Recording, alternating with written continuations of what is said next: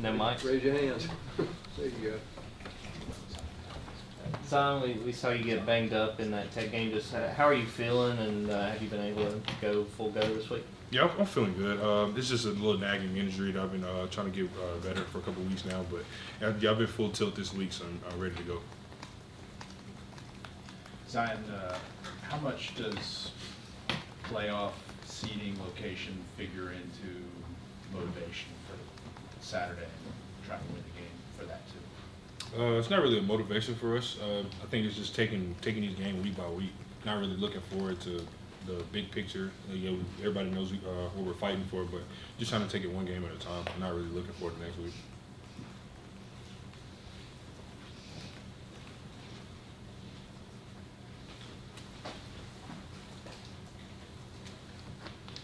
I know you may not always match up with him during practice, but what allows Broderick Jones to be so successful as a left tackle for Georgia?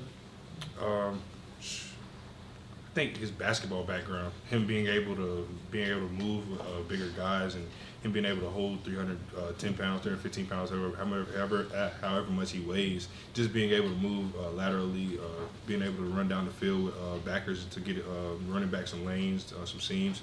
I think that's what makes him like a matchup. Could you give us some of your thoughts on Jaden Daniels and how you think his mobility will affect the game? They're going to try to use him as a runner and a passer, but I think he was trying to just not really let him use his feet as much, try to make him sit in the pocket, get a cage around him, and just play our game.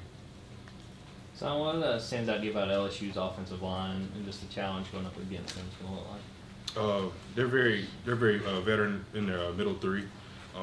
We know that's where they try to use them a lot in their run game. Try to get behind their big guards in their center, just trying to maul people, get them out of displacement, out of gaps and things like that. So we got to be technique sound and gap sound this week.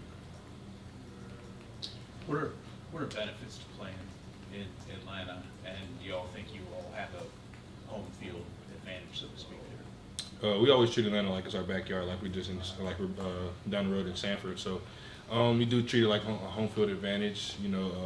Going off of playing Oregon earlier this year and how many ever countless times we played there in the past, just try to use that to our advantage. With the regular season over now, I was wondering if you've assessed your role and how you've done and how you progressed over the course of the season. For example, like how have you displaced people and this, that, the other? I just try to do that week by week. On Sundays and Mondays, try to go through, see what I did wrong, see what I did good, see what I did wrong. And just take it week by week, not really looking behind it, just looking forward. Just keep trying to improve week by week, just trying to up my play as much as I can. Thank you. Is that another Jaden Daniels question? You guys have faced a number of quote unquote running quarterbacks Yes, sir. This year, but as far as from a speed standpoint, I mean, does he look faster than the other guys you have faced? I would line him up against Robbie Ashford from Auburn. I think that's who he kind of reminds me of the most, because he's trying to get you east and west, but he's gonna stick his foot and get north and south. So you really got to be inside out on him and be technique sound. Zion, what have you made of the outside linebackers play since Nolan got hurt? How those guys have stepped up since he went down? Shoot, just next guy up, like how every position group has in the past. Shoot, offensive lineman that went down, the next guy's been able to step up and play big. So I think Chaz, Robert Beal, MJ Sherman, Marvin Jones, they did a big job since Nolan's been out, stepping up and playing a big role.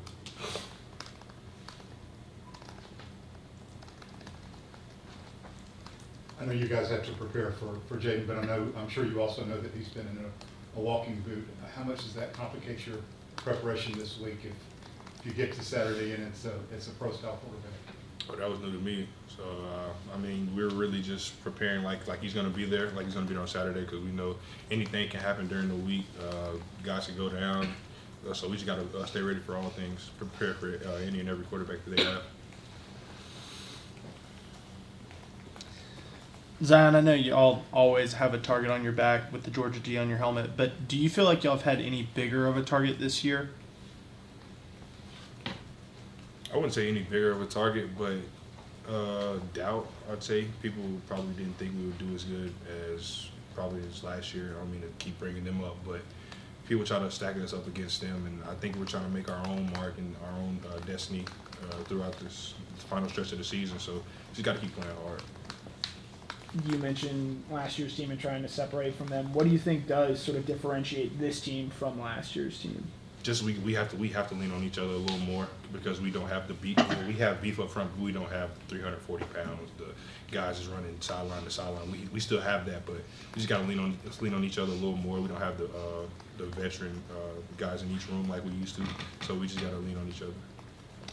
When you're playing against a team like LSU that may not have a playoff spot to play for or whatever, how do you see a team like that try to play a spoiler role?